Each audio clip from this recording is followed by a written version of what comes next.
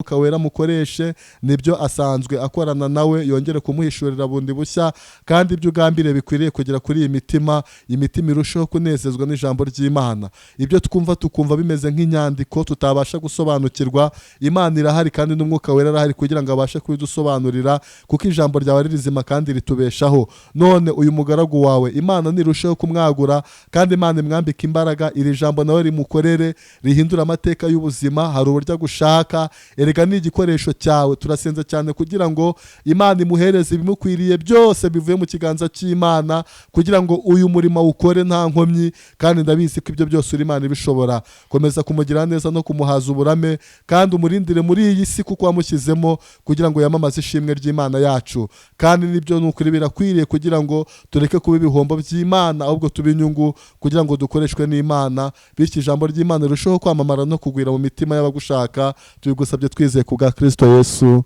amen. Nibaha umugisha.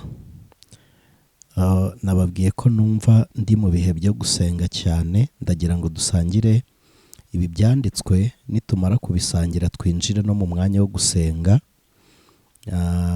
Imana niyo kwizerwa, amen. Turasoma igitabo cy'Abaheburayo. Hari abantu barambajije ngo Abayuda n'Abaheburayo batandukaniye he? Ubundi muri Isiraheli hari imiryango 12. Ndumva ndi gutegura kubakoreraho ikiganiro kugira ngo turebe uburyo Dawidi yimitswe. Bwa mbere yimitswe kuba umwami w'Abayuda gusa. Noneho bwa kabiri, ubundi Dawidi yimitswe kabiri. Yimitswe kuba umwami w'Abayuda gusa, kandi Abayuda bari muri wa muryango, muri ya miryango n'ubundi 12. Noneho n'abandi b'Isiraheli bamusanga i Keyila, bajya kumusaba kuba n'umwami w'Abisiraheli. Aza gutura rero i Yerusalemu. Niyo mpamvu bajya bavuga ngo ni Yerusalemu umurwa wa Dawidi.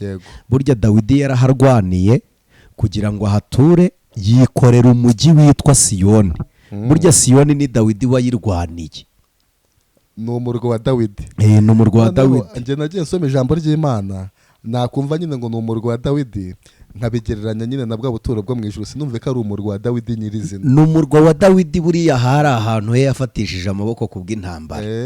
Noneho Siyoni, ngira ngo abantu bakurikira ibintu bya politiki ya Isiraheli, hari n'ingabo zitwa Abazayonisti. Hari EDF, Israel Defense Force, hakaba n'Abazayonisti. Ntabwo batandukanye, ni itsinda ryitwa gutyo ry'Abazayonisti. Ni nk'uko wavuga Special Force cyangwa Interforce, zose ziri mu ngabo zimwe. Rero nari mbinyuzemo, abantu nabo baratubajije ngo Abaheburayo n'Abayuda bahuriye he? Hebrew ni nko kuvuga ngo ni abantu bagaruwe mu buturo bwabo. Fata Abisiraheli bavuye muri Egiputa, bafata ubahuze n'abavuye muri Babuloni, baravuye muri koloni bakongera gutuzwa ahabo. Ni nko kuvuga abahunguwe n'Uwiteka. Bari barahunze, bamaze guhunga, Imana irabagarura. Ibagaruye basubirana ibyabo. Abo nibo bitwa Abaheburayo. Nibo bitwa Abaheburayo. Ko Heburayo bivuze uwagaruwe mu cyanya cye. Abo nibo bitwa Abaheburayo. Rero yandikira Abaheburayo, yabandikiye ahangaha tugiye gusoma, ni mu gice cyaho cya 11. Ni igice cya 11 umurongo waho wa mbere. Haravuze ngo kwizera ni ukumenya rwose ibyiringirwa, udashidikanya ko bitazaba, kandi niko kuduhamiriza ibyo tutareba ko ari iby'ukuri. Icyatumye abakera bahamwa neza nuko bari bagufite. Kwizera niko kutumenyesha yuko isi yaremwe n'ijambo ry'Imana. Amen. Nicyo cyatumye ibiboneka bitaremwa mu bigaragara. Tumva nshaka kubaganiriza ijambo ry'Imana tugasenga. Ni umwanya mutoya kuko ndashaka ko dusengera ibyifuzo. Umurongo wa 3 aravuze ngo kwizera niko kutumenyesha yuko isi yaremwe n'ijambo ry'Imana. Nicyo cyatumye ibiboneka bitaremwa mu bigaragara. Jene Kwizera nagira urujijo ajya afata mikoro zirahari, hari izindi ziri rizavu ebyiri, wongere kumbaza udafashe mikoro n'undi nawe yumve cyangwa Marcel aguha iyo ngiyo afite. nanjye ndumva ndibubaza ahubwo cyane. Kwizera niko kutumenyesha yuko isi yaremwe n'ijambo ry'Imana, nicyo cyatumye ibiboneka bitaremwa mu bigaragara. Kane, kwizera niko kwatumye Abeli aha Imana igitambo kiruta icya Kayini. Aha hantu ni Marcel ari kuvuga ngo kubaza, ariko ahantu be attention for this verse, sibyo kuri uyu murongo wa 4.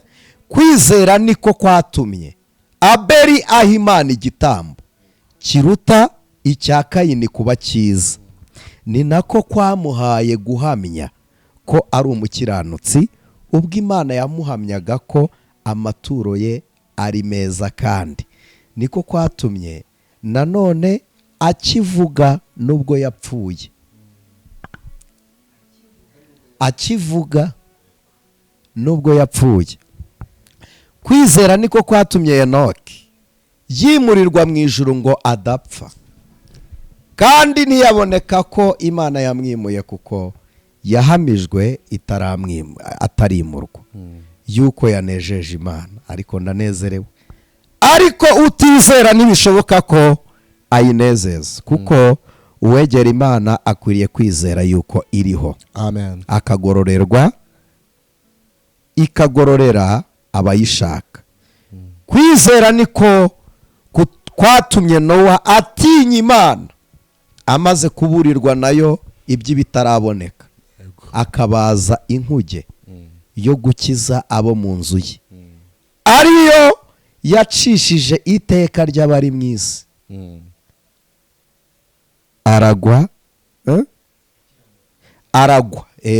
aragwa gukiranuka kuzanwa no kwizera. 8, kwizera niko twatumye Aburahamu yumvira Imana imuhamagariye kujya aho yari agiye kuragwa, nuko agenda atazi yajya. Mani bamere kwizera bene, amen. Kwizera niko kwatumye abo musuke mu gihugu yasezeranyijwe, akaba nk'umushyitsi muri cyo, akabana mu mahema na Isaka na Yakobo, abaraganywe nawe ibyo byasezeranyijwe, kuko yategerezaga umudugudu wubatswe ku mfatiro, uwo Imana yubatse ikawurema. Uyu murongo wa 10 ndawukunda, kuko yategerezaga umudugudu wubatswe ku mfatiro. Nimbona umwanya nzabaganiriza ku mfatiro z'amasezerano, amen. Ku mfatiro uwo Imana yubatse ikawurema. Kwizera niko kwatumye na Sara abashishwa gusama inda nubwo yaracuze, kuko yatekereje ko iyamusezeranije ariyo kwizera. Ni nacyo cyatumye umuntu umwe, kandi uwo yari ameze nk'intumbi, akomokwaho n'abangana n'inyenyeri zo ku ijuru, kuba benshi, kandi bangana n'umusenyi uri mu kibaya cy'inyanja utabarika. Abo bose bapfuye bakizera batarahabwa ibyasezeranijwe, ahubwo babiroraga biri kure cyane, bakabyishimira, bakavuga ko ari abashyitsi n'abimukira mu isi. Dusoreze ku murongo wa 14. Abavuga batyo baba berekana yuko bashaka gakondo. Mwakire neza iri jambo ry'Imana, amen. Hanyuma aho Jene ari bubaze ahabaze mbere, na Marcel aho ari bubaze ahabaze mbere, hanyuma dukomeze mu ijambo ry'Imana. Nawe nubaza muri komenti wandike. Hano harimo ibibazo bigeze muri 10 na bingahe mwakabajije, ariko reka ntega amatwi numve, ndaza kubisobanuraho. Karibu. Nitwa Jene Kwizera, ngenda baza mushumba kuri no murongo wa 3. Umurongo wa 3. Kwizera niko kutumenyesha yuko isi yaremwe n'ijambo ry'Imana, nicyo cyatumye ibiboneka bitaremwa mu bigaragara. Ahantu niho nacanganyikiwemo. Aha, ndagusubiza nifashishije ijambo ry'Imana mu gitabo cy'Abaroma, urwandiko Paulo yandikiye itorero ry'Abaroma, igice cyaho cya mbere umurongo waho wa 20 haravuze ngo kuko ibitaboneka byayo ari byo bubasha bwayo buhoraho n'ubumana bwayo bigaragara neza uhereye ku kuremwa kw'isi, bigaragazwa n'ibyo Imana yaremye kugira ngo batagira icyo kwireguza. Bwa mbere ndavugana nawe Jene Kwizera, ndagusubizanya n'abandi umuntu wumva ushaka ko tumusengera, bene data please, niba turi mu ijambo ry'Imana tukakubwira ngo buretse kwandika ibyifuzo, s'il vous plaît, kubaha bizana kumvira. Ntabwo ibyifuzo ngenda bishaka ku dupapuro no muri message zanyu ariko bitangezeho, ntabwo ari nge muha ibyifuzo. Impamvu ibi bintu ngomba kubibabwira ku ijwi ry'umukanguzi, abantu ntibajya bizera iyo basenga, ahubwo bizera ababasengera. Iki kintu nshaka ko abizera mukimenya, mukamenya ko Marcel naguhanurira atari uzasohoza ibyo yahanuye, mukamenya ko Aniseti nabasengera ntabwo ari uri bubaha iryo humuri. Ugomba kuba direct ku Mana, apana indirect. Directly ku Mana, wowe nayo nta wundi mwenda uri hagati yawe n'Imana. Aniseti ntabwo aba hagati, nta nubwo nkwiriye kuba hagati yawe n'Imana, ntabwo nkwiriye kongera kuba urusika rugutandukanya nayo. Wowe n'Imana ukwiriye kuba direct kuko uri ubuturo bwayo. Kwijwi ry'umukanguzi ibi mugomba kubikangukaho, murekeraho kutwandikira ibyifuzo, turaboriyanta uko bigenda. Nibyo iyo wanditse ibyifuzo urizera, ariko simba nizeye, I'm not for sure ko wizeye Imana wandikiye, ahubwo wa wizeye amasengesho y'abagusengera. Nimurengaho rero, igihe akanwa k'abagusengera gacecetse, wumve wigisha umutima wawe kumenya ko Imana ikumva. Igihe ibiganza by'abaguha bikunyaze, wigisha umutima wawe gutegereza igeno ryo mu biganza by'Imana. Uko niko kwizera, bene data. Amen. Hanyuma icyo nshaka, turongera dusubire mu nyigisho twaganiriyeho mbere zo kwizera. Kwizera ndabisobanura nsubiza Jene. Aha uwanditse ni Pawulo ubwiye Abaheburayo kubera icyo abibukije kwizera. N'abantu babonye imirimo y'Imana, ababwiye ashingiye kuri ba sekuruza, ababwiye Aburahamu, ababwiye ba Enoke, ababwiye ba Nowa, ababwiye ba Sara, arabikusanyije byose arabibabwiye. Mu yandi magambo ni nkawe yakababwiye ngo ntimwari mufite impamvu n'imwe ituma mutizera mushingiye kuri ba sogokuru banyu. Niyo mpamvu mu Baheburayo harimo ubuhamya bwa ba Gideyoni bizeye bigahwana no gukiranuka. Rero turagaruka turebe ijambo n'ijwi, ndabicamo nirukanka. Ijambo ry'Imana ni ibitekerezo by'Imana. Imana ijya kurema ntabwo yaremenye ifashe ibiboneka ngo ifashe ibitaboneka ngo ibikoremo ibiboneka. Ijya kurema umuntu ntabwo yari ahari, umuntu ntiyarariho, yarari mu bitekerezo by'Imana. Ivuga ngo ase natwe, ari muri mayindi y'Imana. Uko umuntu asa, Imana iri kumureba, iramuzi. Nijya kumurema, irafata mu bitaboneka, bimwe bihishwe ubwenge, bimwe abantu batazi, bimwe badatekereza, Imana ibizane mu bigaragara. Ntabwo rero iri bwifashishe ibitaboneka kugira ngo, ntabwo iri bwifashishe ibiboneka kugira ngo ireme ibitaboneka. N'uyu mwanya ndagaruka gatoya. Ubu hari abantu muri mwebwe muri kwibwira ibiboneka, ukabitegereza, ugategereza ibiboneka by'ibizaba. Bene data, iyo ni base, ni intambwe ya 6 mu ntambwe zo kwizera. Kuko bwa mbere umuntu wizera ahindurwa n'ibyo yizera. Mbere yo kurema iby'Imana izakora, umuntu wizera agomba kubanza kwakira impinduka zo kwizera. Icya kabiri, agomba kuba connected n'uwo yizera, apana ibyo yizera. Ibi bintu mu byumve, abantu benshi bihuza n'ibyo bizeye, abantu bakihuza n'akazi, bihuza n'amashuri, bakihuza n'amafaranga, bihuza n'abagore, ariko ntibihuze n'uwo bizera. Ubwo ni ukuvuga ngo bari kwihuza n'ibyo bizera. Niyo mpamvu babishaka mu isi yabo bakabibura. Ariko mbere yo kwihuza n'ibyo wizera, banza wihuze n'uwo wizera. Niba Imana ari iyizerwa kuri wowe, umwanditsi yaravuze ngo ibasha gukora ibiruta cyane ibyo twibwira, ibyo dusaba, ibyo dutekereza nk'uko imbaraga zayo ziri. Reka ibi bintu abantu babikabakaba mu bitekerezo bakabibura, barabikabakaba bakabishaka bakabibura. Mu masengesho abantu bisakasaka imirimo bakayibura, bakareba ibizaba by'Imana bashingiye ku biriho.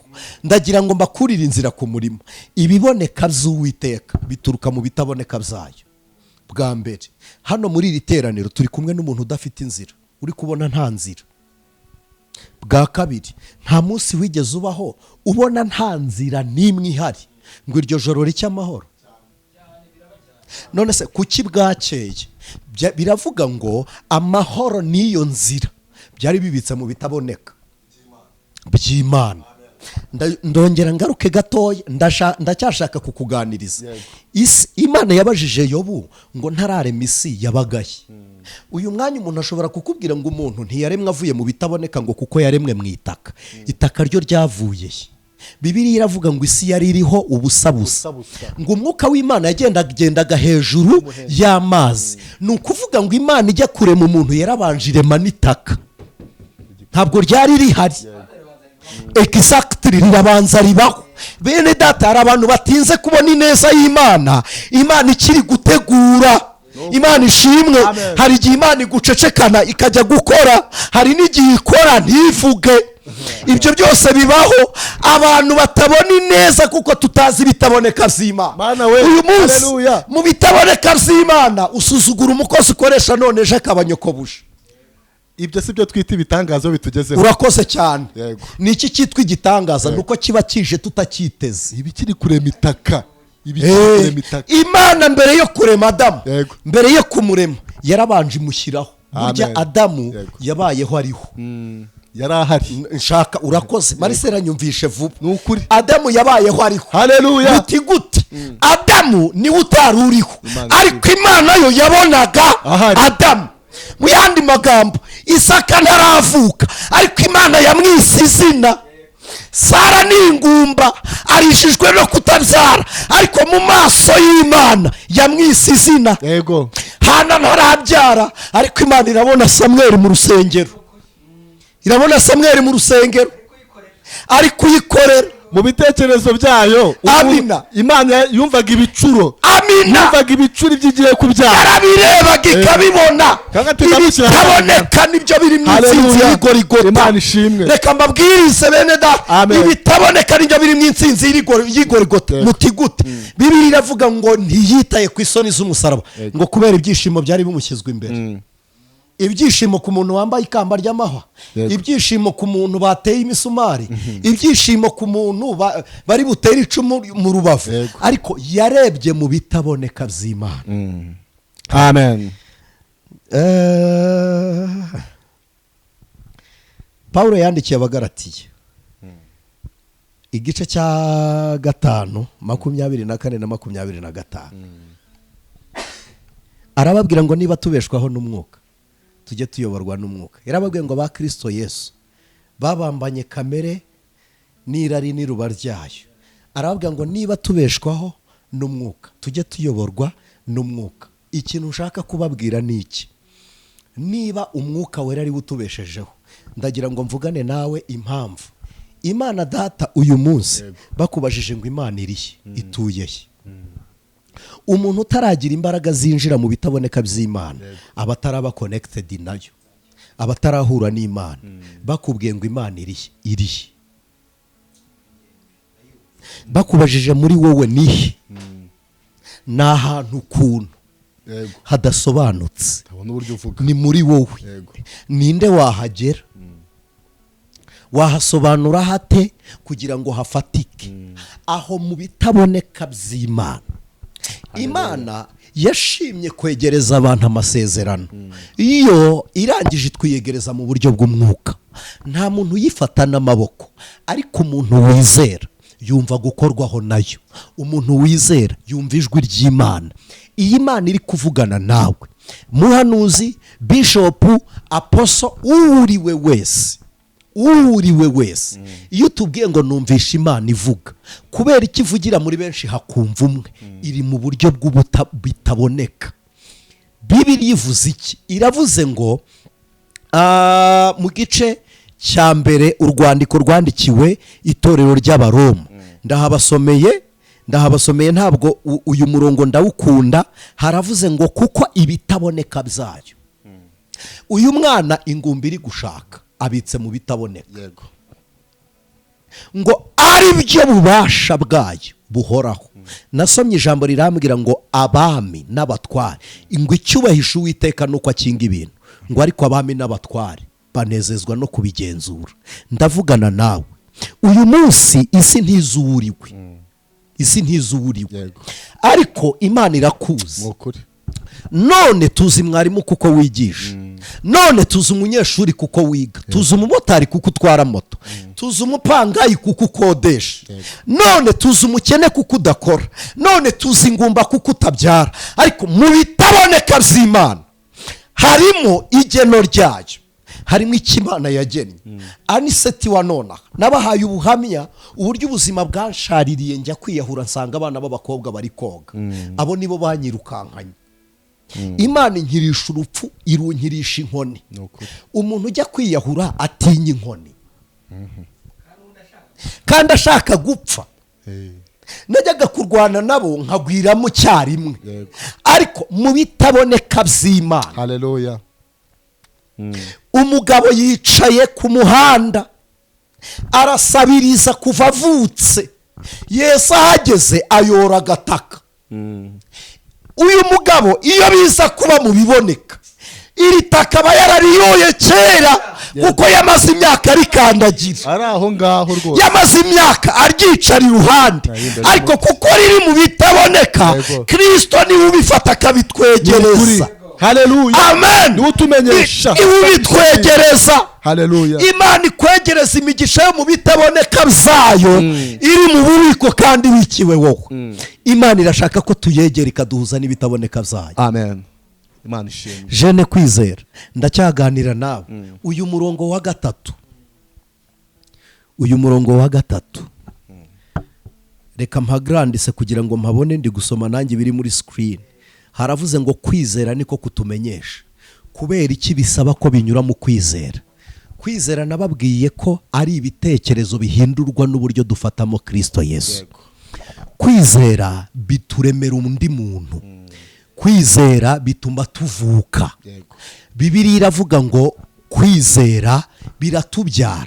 Twabyawe n'ijambo ry'Imana. Ijambo ni iki rero? Narababwiye ngo ni imitekerereze y'ubumana, ijwi rituruka mu muhogo. Narababwiye ngo nkomya amashyi gutya abantu bakumva ijwi, ariko ntibakumva ijambo, ubwonko ntacyo buba bwumvisha. Ijambo rero rituruka mu bitekerezo. Aho mu bitekerezo niho hari ibintu bitaraba. Ubu dufite abantu benshi mu bitekerezo bari gushaka akazi. Ubu dufite abantu benshi mu bitekerezo bafitemo mariage. Mu bitekerezo abantu bafite amazina y'abana bazabyara. Mu bitekerezo bafitemo amaplanification ku buryo bafite n'ibishushanyo mbonera by'amazu. Aho ni mu bitaboneka, ariko bw'ibiriho. Amen. Sinzi niba munyumva. Ibyo bitaboneka biriho. Ni ukuri. Ndabisubiramo, ibyo bitaboneka biriho. Ubwenge bwamaze kubukreatinga, deja birahari. Ibyo bitaboneka biriho, kuko ibitaboneka nibyo bikurura jene uboneka, kugira ngo ajye mu bitaboneka, abikureyo. Amen. Amen. Umuntu wese uboneka atera intambwe ajya mu bitaboneka.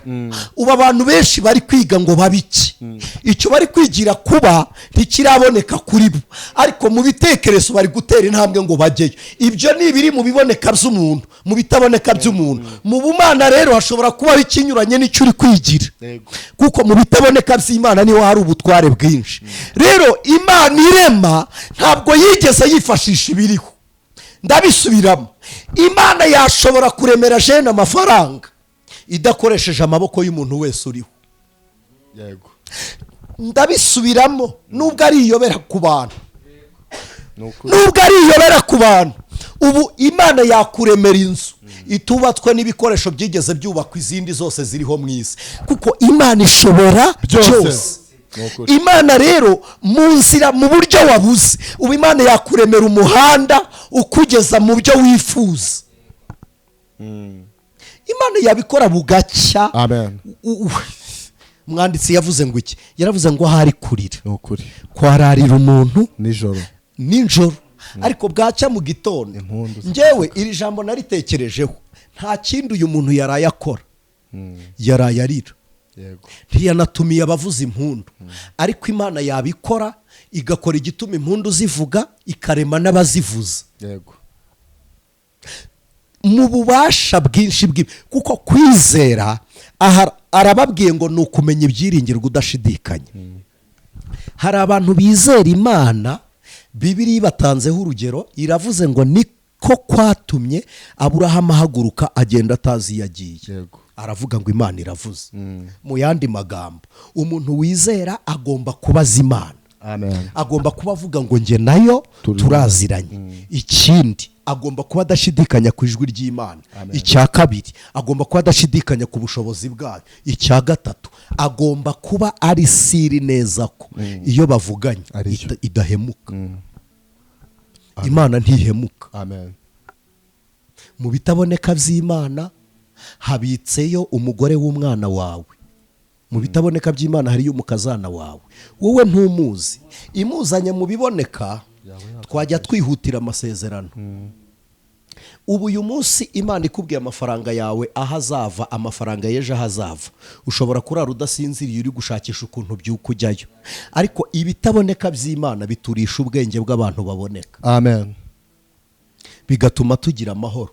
Ikubwiye igihugu uzasaziramo, ushobora kukijyamo uri umusore ukaharuhira, ariko ikibika mu bitaboneka ikazakikwegereza igihe cyo kugisohoza kigeze. Ni mu bitaboneka by'Imana. Ikintu kigorana ni uko abantu bategera Imana bakegera ibyo bizera. Abantu begera ibyo bizera, begera akazi, begera amamodokari, ugasanga abantu bagenda begera ibyo bizera, ariko ntibegera uwo bizera. Dawidi yarabivuze, aravuga ngo kuri njyewe kwegera Imana niko kwiza. Amen. Mu bitaboneka by'Imana. Amen. Kwizera niko kutumenyesha ibitaboneka byayo. Kubera icyo ari ukwizera. Kwizera twarabibonye kuduha ibitekerezo. Ibitekerezo twabonye ahantu biva mu ruhurirane rw'ibyo tuzi, byaba ibyo twabonye, ibyo twumvise, ibyo batubwiye, cyangwa no mu bitekerezo bimwe twabonye n'ibyo twumvishe bihura na kamere ikabiremwamo ibindi. Ibyo nabyo bikaba ubudasa bw'umuntu, bikaba ibitekerezo. Ibitekerezo rero ubu uyu munsi biyoborwa n'iki? Biyoborwa n'ibintu bibiri, biyoborwa n'ubumenyi, bikayoborwa n'umuco. Ibitekerezo biyoborwa n'umuco, bikayoborwa n'ubumenyi, kuko uyu munsi hari ikintu umuntu adakora kubera umuco, ariko akaba atazi gutandukanya icyiza cyacyo n'ikibi. Ubumenyi rero nibwo butuma umenya ikinini uzatanga. Ibyo byose ni ibitekerezo. Ibi bitekerezo iyo bihinduwe no kumenya no kwizera Kristo, bihabwa amatwi yumva imvugo y'Imana, bihabwa icyizere, confida. Amen. Bihabwa uburyo biba stable, bitanyeganyega. Mu byo byemera, mu byo byizera, no mu byo duhamya. Ibi bitekerezo nababwiye ko ari umuntu. Biyoroje iramwemera na spirituwe Roma ikamwemera. Umuntu w'ibitekerezo niwe uyobora umubiri, niwe uganira n'undi muntu. Umuntu abaye umubiri, abantu ntibaganira. Ariko kuko hari ibitekerezo ngo haba inama nyungurana bitekerezo. Kubera iki? Ni ukugira ngo abo bantu babiri bataboneka bahurire muri ba bantu babiri baboneka. Ibyo rero bitaboneka bihinduka ibicakara by'ibitaboneka. Bene data, mu bitaboneka niba udafite imbaraga, niba utizera, uzabaho mu buzima bushyira mu bikorwa ibitekerezo by'abanyembaraga bo mu bitaboneka. Amen.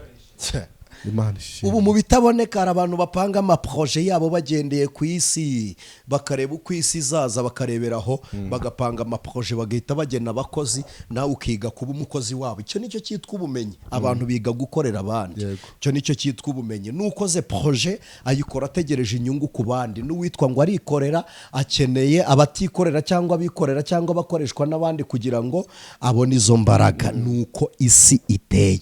Mu bitaboneka by'Imana rero habitsemo ubutunzi buruta buri mu bumenyi, habitsemo ubutunzi buruta buri mu murage. Mu bitaboneka by'Imana harimo ubutunzi buruta zahabu. Mu bitaboneka by'Imana harimo ubutunzi buruta buri mu butaka. Ngira ngo murabizi ko ubutaka aribwo bufite ubutunzi bw'isi. Mu bitaboneka by'Imana, Imana ishimwe, niho hava imbaraga zikuza imfubyi ntase. Mu bitaboneka by'Imana niho harimo imbaraga zikiza umurwayi kanseri muganga yananiwe.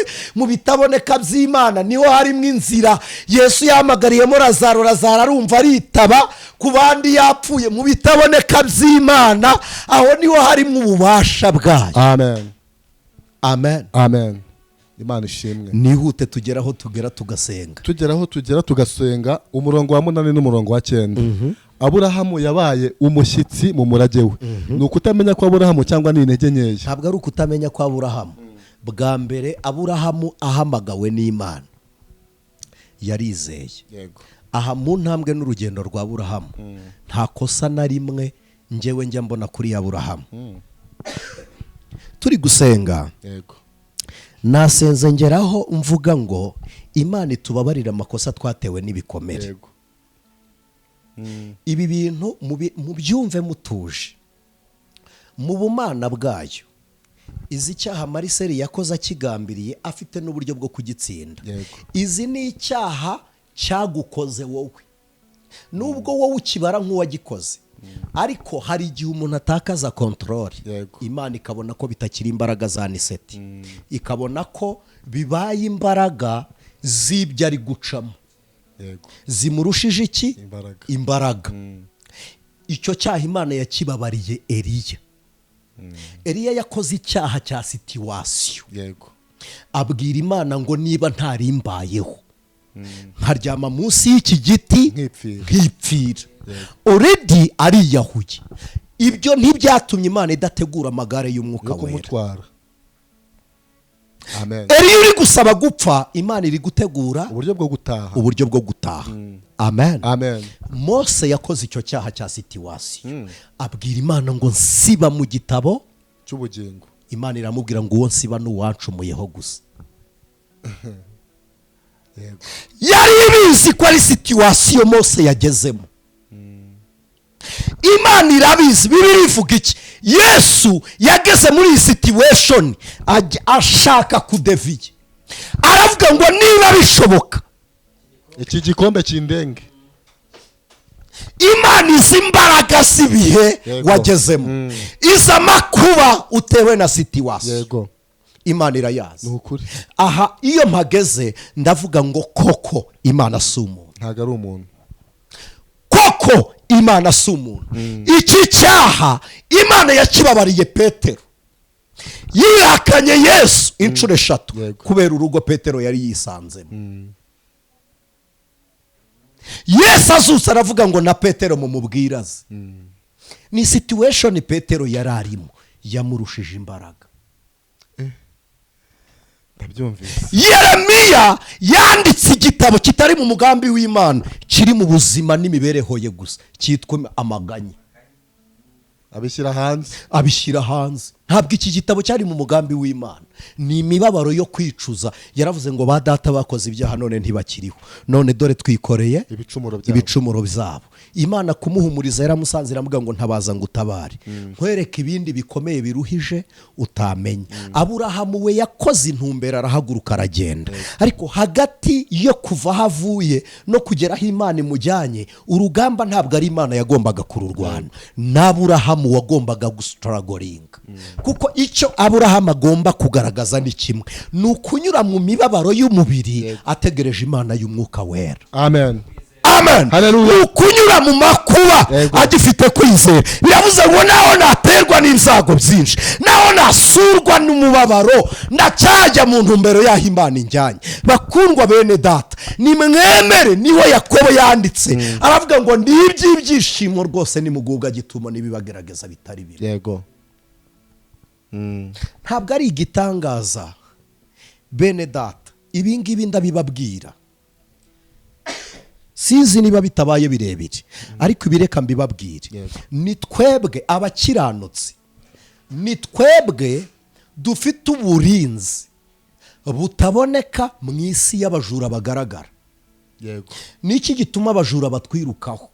Niki gituma urwanya ibyo twasezeranyijwe agaragara akihishura? Nuko imbaraga z'abaturwanirira zitagaragara. Nigeze nsanga ahantu hamwe, ni muri uru Rwanda rwacu, ahantu hamwe ni inzira mbi, ni ishyamba, abantu bahakoreraga urugomo bakahamburira abantu amatelefone. Hanyuma mpasanga inkeragutabara zakoze bimwe bita ngo ni uguporinga, zaryamye ziri kuruhukaho. Mbagira inama imeze itya: ubundi umuntu uporinga ni umuntu ufite intwaro, ku buryo akangutse asanga umurwanya ahari yamwikiza. Noneho abandi bo barihisha, bihisha umwanzi batari trained ku mwanzi aje bamurwanya. Ubundi ni ikosa. Umuntu urwanya uwo adashoboye ahora ku mugaragaro mu buryo bwa security. Ibi mu byumve, umusaza w'umuzamu w'umunyantege nkeya ntabwo aba akwiriye gusinzira, ubundi aba akwiriye kuzenguruka igihe kizamu.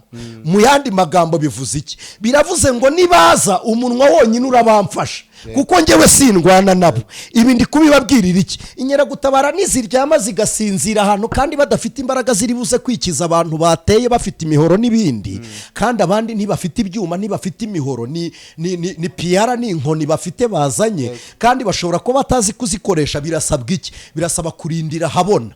Nibarindira habona biratuma babandi bazaga gufata muri ya nzira bavuga ngo bariyo ntituri buze. Iki ni iki rero? Ni ukuvuga ngo aboroheje bakuye imitima, bakomeye b'abanyarugomo.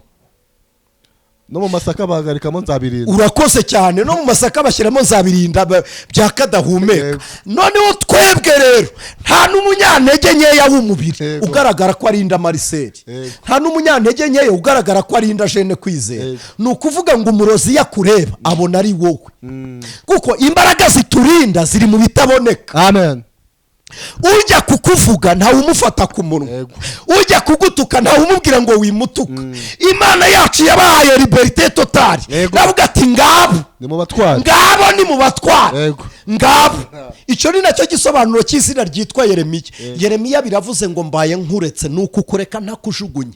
Ni nk'uwafata zahabu akayihisha mu mase. Amase ni umwanda, ariko uyishemo zahabu kugira ngo abantu baraho batamenya agaciro kayo bakayirwanira, ukaba uyibitsa aho ngaho. Nuko Imana yafasha abakiranutsi irabagenza, ntabwo yigeze igaragaza abo muri bo. Reka da, niyo mpamvu bakuroga bakagufata nkabo, bakurwanya ukagenda nkabo, ukora akazi ko mu rugo bakagukoroniza, yewe rimwe na rimwe barakwambura no mu mabizinesi yabo. Nuje gutereta zikuri umukobwa usanzwe, ariko nyamara muri wowe harimo ikibitsanyo cy'Imana. Nuko ugenda wakugenda hasi ngo uri umuntu usanzwe. Ibyo ni ibitaboneka by'Imana.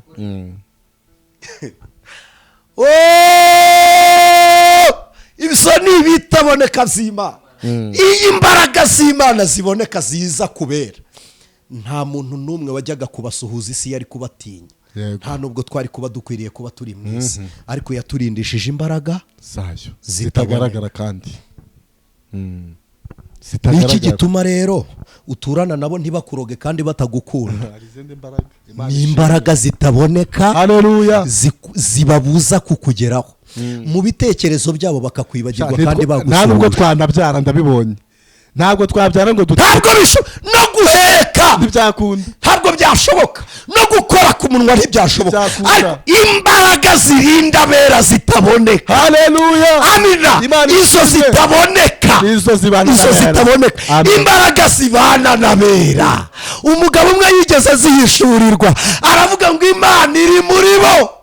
Aravuga ngo Imana ishimwe, aravuga ngo Imana iri muri bo, ngo ifite amaboko ameze nk'ay'imbogo, ariko ndatangaye we. aravuga ngo icyama ngapfa nk'uko bapfa. Ni ukuri. Yari ahishuriwe amenya ibanga ribarimo. yewe ntibarekere kudutega iminsi, hari izindi mbaraga, hari imbaraga zibana Ni ukuri. n'abantu bagaragara ariko zo zibitaboneka. amen amen. Wambwira gute mukaso akuroza inshuro zingana kuriya? Wambwira gute nyogosenge yakubuza atese? yego Ariko umuntu akwanza ukuze kandi waravukiye mu biganza bye, akwanza ukuze ari we wakwambitse akabindo. Oya. Wambwira n'imbaraga z'ibitaboneka zamwibagije ibyo yagombaga Ariko Imana gukora, ishimwe. none abyibutse igihe cyararenze. ukuri. Imana ishimwe. Ariko Imana niyo kwizerwa. Izi ni imbaraga z'ibitaboneka. Aburahamu rero yarwanye intambara z'ibiboneka, arwanana n'imbaraga zitagaragara. Yego. Abantu benshi rero bamubona nk'umunyentambara. Yego. Ibi ndabivugana namwe. Ni agastori kamwe numvishe umugabo umwe yasezeranye n'Imana kujya bagendana. yego Asezerana n'Imana kujya bagendana, anyura ahantu hateye ubwoba cyane. Ageze mu butayu bw'umusenyi ahura n'intare. Amaze guhura n'intare, ubwoba buramutaha, ashaka cya gicucucucu cy'Imana cyajyaga kiza arakibura. Akahabona igicucucucu cye wenyine. Ariko intare ntiyamurya. Yego. Reka nihute marenge, nashakaga kubabwira ako kantu gatoya. Ageze hakurya arenze intare, areba ibirenge, aravuga ati ibirenge biri mu butayu ni ibyanjye gusa. yego Aravuga ngo ko ya Mana twagendanaga ko idahari. Ageze mu ishyamba arenze ku ntare rero, igicucucucu kiragaruka. Arangije arayibwira ati mbonye ko nawe uri inyabwoba. Imana iramubwira ati oya. Aramubwira ati kuki twageze ku ntare ugahunga? Tureba mu musenyi harimo ibirenge byanjye gusa. Aravuga ati burya igihe wabonaga igicucucucu cyawe gusa, ntabwo ari icyawe, ahubwo njyewe naguhetse.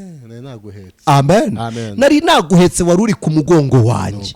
Hari igihe abantu bajya banyura mu bibazo bakagira ngo nibo bonyine, kumbi Imana yaguteye ku mugongo iraguheka. Kubera iki? Amina.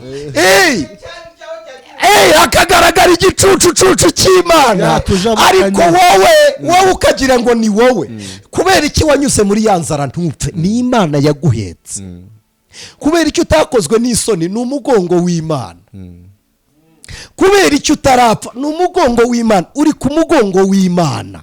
Amen. Uwo ni umugongo w'Imana. Imana yaraguhetse. Haleluya. Bene data, nasomye ijambo rirambwira ngo mwebwe abo nahetse mukiri mu nda, nkabaterura mukivuka, ndiwe muzarinda imvi z'uruyenzi nkibaheka. Imana ishimwe. Imana data wa twese mu bitaboneka by'Imana igushyire ku mugongo, ikurenza aho utarengaga, kuko kwizera kwawe niko kukumenyesha ibyo ngibyo. Mushiki wanjye, mariage yawe iriho.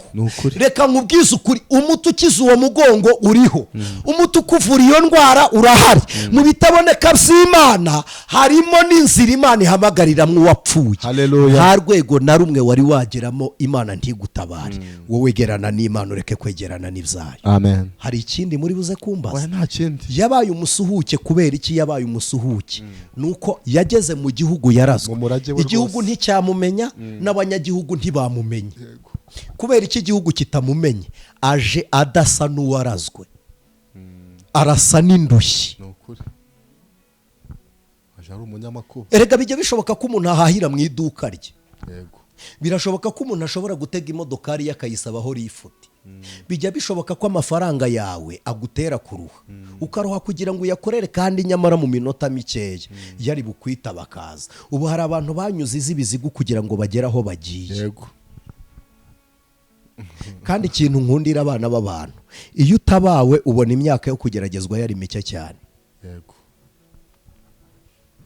Ubu ndi kureba nkabona ejo bundi nibwo twaburaga igiceri cy'ijana cyo kurya muri resitora. Nkabona ejo bundi nibwo Papa Salima aduhaye amafaranga, inote ya 500 sinjya nyibagirwa. N'ejo bundi imyaka yo kugeragezwa iba mike iyo umuntu yasubijwe. Ndagira ngo mvugane nawe wa munyamibabaro, ibyo uzabyibagirwa. Haleluya. Imbaraga zo mu bitaboneka by'Imana. Imana ishimwe. Ndagira ngo dusengere ibyifuzo. Jene kwizera, ufite ikihe kibazo kindi? Urakoze ko nta kindi. Bene data, mu bitaboneka by'Imana mu bitaboneka by'Imana harimo imbaraga zikurwanya, hakabamo n'izikurwanirira. Bene da, Imana ibakiza intambara nyinshi, izo muzi n'izo mutazi. Shaka gusengana n'umuntu ngo usengere, dusengere ibyifuzo. Shaka gusengera ibyifuzo, shaka gusengera ibyifuzo. Ariko bakundwa nshuti z'umusaraba, icyatumye abakera bahamwa neza nuko bari bafite ukwizera. Niko ijambo ry'Imana rivuze. Umurongo waho wa 7 haravuze ngo kwizera niko kwatumye Nowa atinya Imana, amaze kuburirwa nayo iby'ibitaraboneka akabaza inkuge. Bene data, niba wumva ijwi ry'Imana ryavuganye nawe, kora nk'uyitegereje, ureke gukora nk'utegereje ibizava mu byo wakoze. Amen. Ndumva nshaka gusengana nawe. Hano muri iri teraniro dufite umuntu Imana yanyeretse tugitangira iteraniro, ufite ikibazo cy'impyiko, warwaye impyiko zikumereye nabi. Hari umuntu ufite amasineziti, ugeze kuri tandanse yo kubagwa, ufite randevu. Abo ndi kubwira ni abantu muri bukirira aha hatabayeho imirimo yindi ya muganga. Turi kumwe n'umuntu uri kuvira kunda. Imana y'umwami wacu Yesu Kristo, kandi umaze iminsi wikanga urupfu. Ijwi ry'Uwiteka ryambwiye ngo ninkubwire ngo uriho, ntacyo ubaye. Icya kabiri, Imana data wa twese iragukijije. Turi kumwe n'umuntu wahombye hafi byose, urugo rumeze nk'urwambaye ubusa. None amajwi ya Satani ari kukubwira ngo iyahure. Ijwi ry'Uwiteka rinyibukije ujya gusenga Imana ivugana nawe ahantu mu gashyamba hari n'icyayi. Ntabwo ari icyayi banywa, ndavuga icyayi bahinga. Wowe urabyumva kuko Imana yampaye ibimenyetso byose uko biri. Humura. Shaka gusengana n'uyu muntu warwaye umugongo. Ibi ni ibyifuzo ngira ngo dusengere. Ibiganza byawe bifite inyatsi. Ndumva nshaka gusenga tukoza ibi biganza, iyi mirimo tukayoriyanta mu bitaboneka by'Imana. Ndagira ngo mvugane n'umuntu uri muri iri teraniro. Mu bitaboneka by'Imana, Marise, ufite imbaraga utaramenya. Jene Kwizera, ufite imbaraga utaramenya. Kugira ngo mumenye imbaraga Imana yabitse mubere. Yarababwiye gusa ngo nimuzenguruke Yeriko. Ntabwo yababwiye ngo nimurase, ntiyababwiye ngo nimufate amabuye, yarababwiye ngo nimuzenguruke. Ikibazo ufite cyandike ku rupapuro, toreho Sanima Edrayi, cyandike cyangwa ugishyire muri message yawe. Ntukire kuri. Nshaka ko tukicara hejuru. Aya marira umaze iminsi urira, ndagira ngo tuyabwire ko hari ibyishimo. Amen. Uru rushako rukuzengereje, nagira ngo turubwire ko Imana igihindura ibihe. Haleluya. Iyi ndwara yabaye karande, ikugezeho, yisha abandi, yimukiye iwawe. Ndagira ngo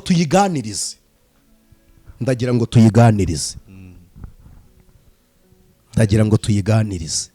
Ni igiki wumva Imana itashobora mu buzima bwawe? Ntakiriho.